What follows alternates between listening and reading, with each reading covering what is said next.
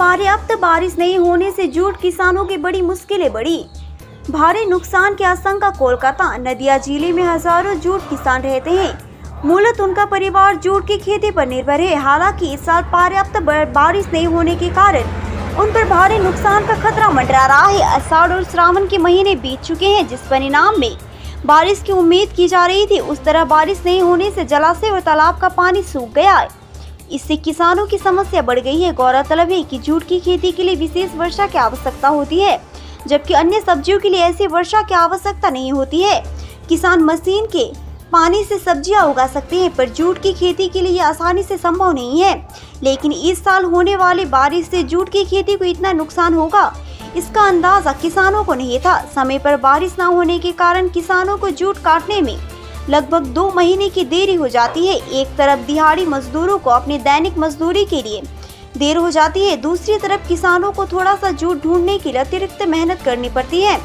दूसरी ओर नदिया जिले के विभिन्न गांवों के जूट किसानों ने कहा कि इस साल जूट की खेती लाभदायक नहीं है और उन्हें घर से पैसे खर्च करने पड़ रहे हैं। कई किसान साल भर अन्य सब्जियां उगाने के लिए इस जूट की फसल पर निर्भर रहते हैं। वे साल में 2 बार धान की खेती भी करते हैं, लेकिन जूट की खेती से पहले भी उन्होंने विभिन्न बैंकों की मदद से जूट की खेती शुरू की।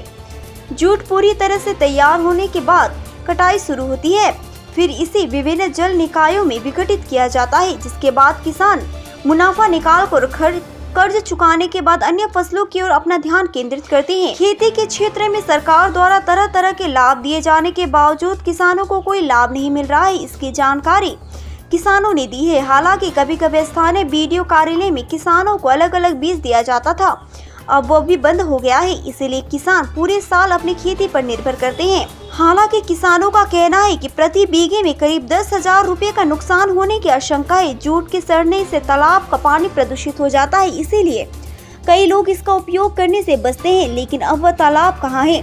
किसानों के पास अब पैसा खर्च कर जूट को जल स्रोतों में सड़ाने का ही एकमात्र साधन है। हालांकि जूट किसानों ने अफसोस के लहजे में कहा कि किसानों के पक्ष में कोई नहीं है। किसानों की एक ही मांग है कि वे अपनी दुर्दशा किसको बताए। सरकार थोड़ा सा ध्यान दे तो शायद उनका परिवार बच जाए।